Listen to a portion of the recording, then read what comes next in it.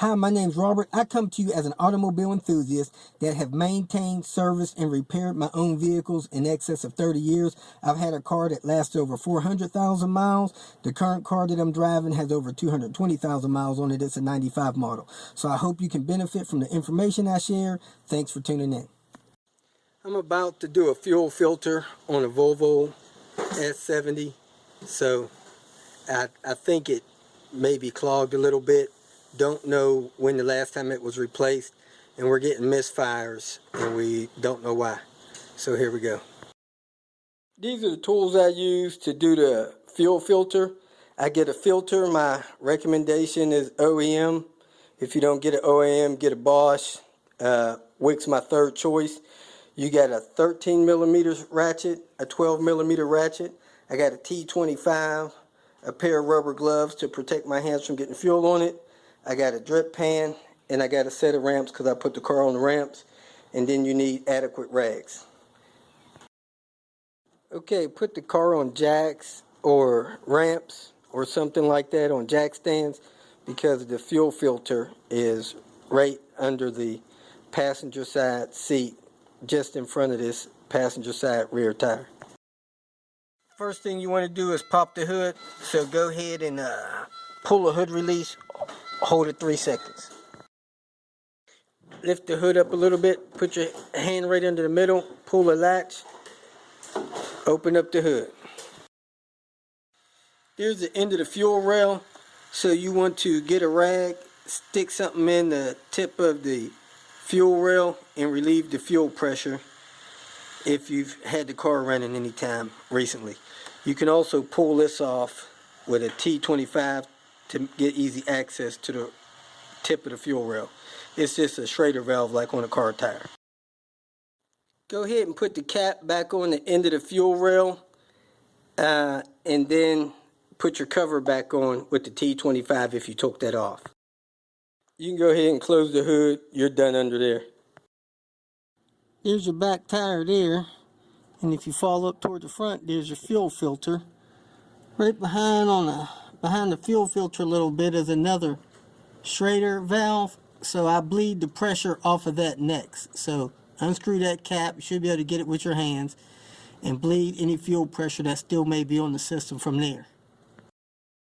Next thing I'm going to do is disconnect the inlet line from the filter, and as soon as I get it off of this filter, I'm going to plug it into the new filter because it kind of siphons out of the gas tank, if my memory serves me correct. So I'm going to go ahead, disconnect that, hook it up to the new filter, and then I'm going to take the, let whatever is draining out the filter fall into a drip pan I have under the filter. Nothing's coming out of the disconnect, so I'm just going to leave it hang there, and basically it pulls back a little bit and just slides right off of the filter. So I'm going to go ahead and unbolt that bolt on the bracket. It looks like a 10 millimeter, and I'm going to unbolt this bolt on the front of the bracket. It looks like it might be a 12. So I'm going to unbolt those brackets so I can get the filter loose. I removed the 12 millimeter out of the bottom of the bracket. Now the fuel filter can actually turn a little bit. So I'm going to go ahead and disconnect the front line from the fuel filter. It looks like it may be easier to get out if that line's disconnected. And I got the new filter close by. In case fuel starts coming out of here, I'll just plug it into the new filter.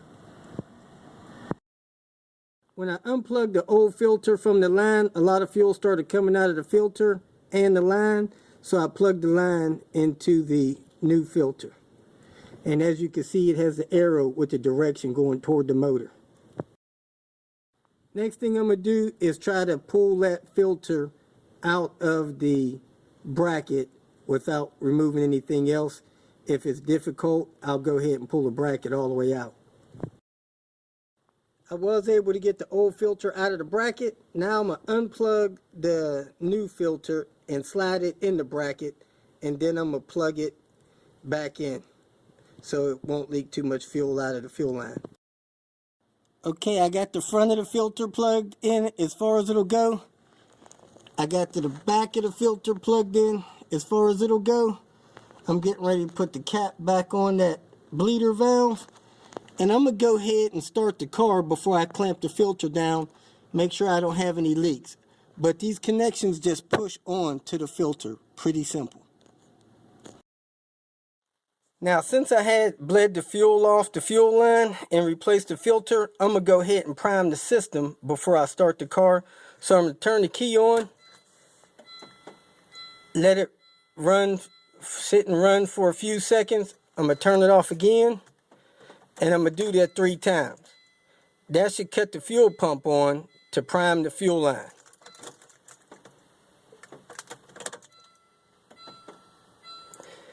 Then I'm going to go ahead and try to start it on a 3rd try. Alright, car started right up. With the car running, I'm going to go under it and check for fuel leaks at the filter.